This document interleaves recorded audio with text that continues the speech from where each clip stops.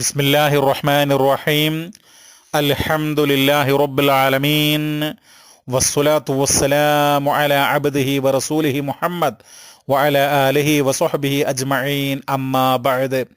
ജവാബ്.com-ൽ വന്നിട്ടുള്ള ഒരു ചോദ്യം: ആർത്തവശേഷം ശുദ്ധിയാകുന്നതിനുള്ള കുളിയുടെ മുമ്പ് ശരീരത്തിലെ അശുദ്ധ രക്തമുള്ള ഭാഗം മാത്രം വൃത്തിയാക്കി വുളു ചെയ്താൽ മതിയോ, അതോ വുളു ചെയ്യുന്നതിന് മുമ്പ് ശരീരം മുഴുവൻ കഴുകേണ്ടതുണ്ടോ?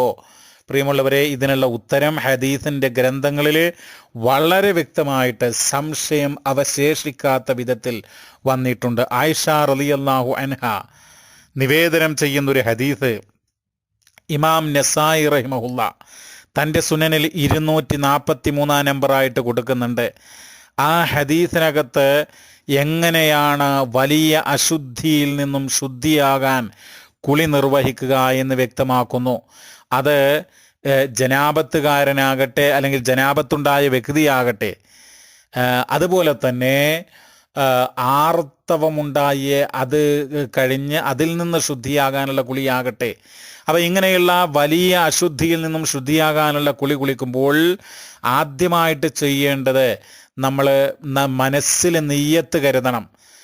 നിർബന്ധമായ വാജിബായൊരു കുളിയാണ് ഞാൻ കുളിക്കുന്നത് എന്നുള്ള ആ ഒരു നിയ്യത്ത് നമ്മുടെ മനസ്സിലുണ്ടാവണം. അത് പറയാൻ പാടില്ല, ഉച്ചരിക്കാൻ പാടില്ല. അതിനുശേഷം ബിസ്മില്ലാഹിർ റഹ്മാനിർ റഹീം എന്ന് നമ്മൾ പറയണം. അള്ളാഹുവിൻ്റെ തിരുനാമത്തിലാണ് ഇസ്ലാം നിർബന്ധമാക്കിയിട്ടുള്ള ഈ കുളി ഞാൻ കുളിക്കുന്നത് എന്നുള്ള ബോധത്തോടുകൂടെ ബിസ്മി ചൊല്ലുക. ശേഷം നമ്മുടെ കൈപ്പടങ്ങൾ കഴുകുക. കൈപ്പടങ്ങൾ പ്രത്യേകിച്ച് നമ്മൾ ബക്കറ്റിൽ നിന്നൊക്കെ കോരി ഒഴിക്കുകയാണെങ്കിൽ നമ്മളെ കൈകൾ കഴുകുന്നതിന് മുമ്പായിട്ട് ബക്കറ്റിലെ വെള്ളത്തിൽ പ്രവേശിപ്പിച്ചുകൂടാ. അത് പുറത്ത് വെച്ച് തന്നെ എന്ത് ചെയ്യണം, നമ്മൾ കഴുകണം. അതിന് കഴുകിയ ശേഷമേ ആ ബക്കറ്റിൽ നമ്മുടെ വെള്ളത്തിൽ നമ്മുടെ കൈകൾ പ്രവേശിപ്പിക്കാൻ വേണ്ടി പാടുള്ളൂ. ഇനി നമ്മൾ ശ്രദ്ധിക്കേണ്ടത്, ഇവിടുത്തെ ചോദ്യത്തിനുള്ള ഉത്തരം ശ്രദ്ധിക്കുക.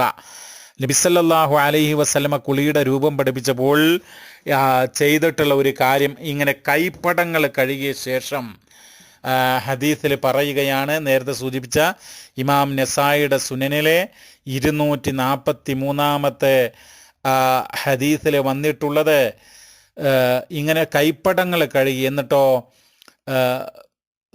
വഗസല ഫർജഹു ബിൽ യുസ്റാ, അതായത് ഇടത് കൈകൊണ്ട് തൻ്റെ ഗുഹ്യഭാഗങ്ങൾ കഴുകി എന്നുള്ളതാണ്.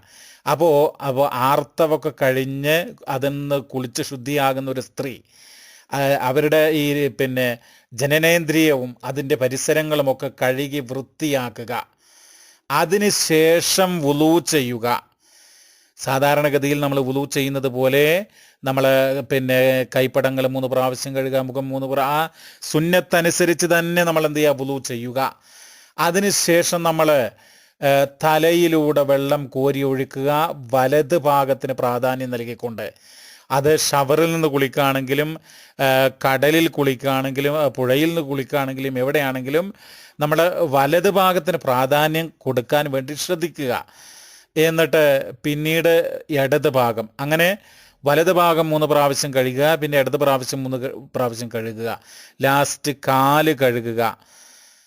ഇതാണ് ഒരു കുളിയുടെ പൂർണ്ണമായ രൂപം. ഒരു കാര്യം കൂടെ ശ്രദ്ധിക്കുക, പ്രത്യേകിച്ച് മുടിയൊക്കെ ധാരാളമുള്ള ആളുകൾ മുടിയൊക്കെ ഒന്ന് ചിക്കകറ്റി വൃത്തിയായിട്ട് കഴുകാൻ വേണ്ടി ശ്രദ്ധിക്കണം എന്നുകൂടെ അതിൻ്റെ ആ കുളിയുടെ സുന്നത്തിൽപ്പെട്ട കാര്യമാണ് എന്ന് ഓർക്കുക. അപ്പോൾ ഇവിടെ ചോദ്യത്തിൽ ഉള്ള ആ കാര്യം നമ്മൾ മനസ്സിലാക്കേണ്ടത്, ഗുഹ്യഭാഗവും അതിൻ്റെ പരിസരങ്ങളൊക്കെ വൃത്തിയാക്കുക, ശേഷം വുളു ചെയ്യുക. അതല്ലാതെ ആദ്യം തന്നെ കുളിക്കേണ്ടതില്ല. ആ നബി പഠിപ്പിച്ച കുളിയുടെ രൂപം തന്നെ നമ്മൾ പിൻപറ്റുകയാണ് വേണ്ടത് എന്നാണ് ഉണർത്തുവാനുള്ളത്. അല്ലാഹു ആലം. വസല്ലല്ലാഹു വസല്ലമ അലാ നബീന മുഹമ്മദ് വൽഹംദുലില്ലാഹി റബ്ബിൽ ആലമീൻ.